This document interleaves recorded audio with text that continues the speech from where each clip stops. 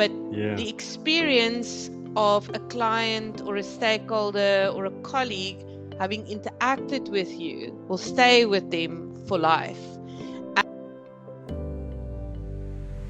You could distill all your advice, legal, business, and personal, into one powerful message for someone navigating a major life or career transition right now. What would that message be?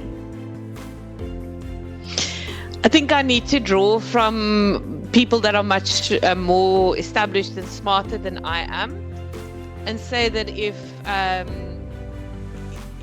you feel that it is a failure, that it's not the end. The end is only the end. And I know I've paraphrased that old saying now quite significantly. And secondly, I think in terms of our interpersonal skills, people don't really remember, all the accolades and the things that you've said and the advice you've given, but Correct. how you made them feel. And I know that sounds very fluffy, but the experience of a client or a stakeholder or a colleague having interacted with you will stay with them for life.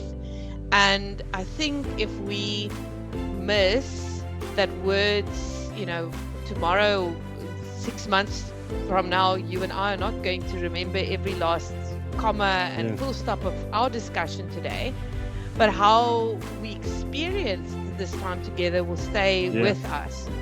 And I think for young people specifically, we shouldn't underestimate the influence that has, either positively or negatively.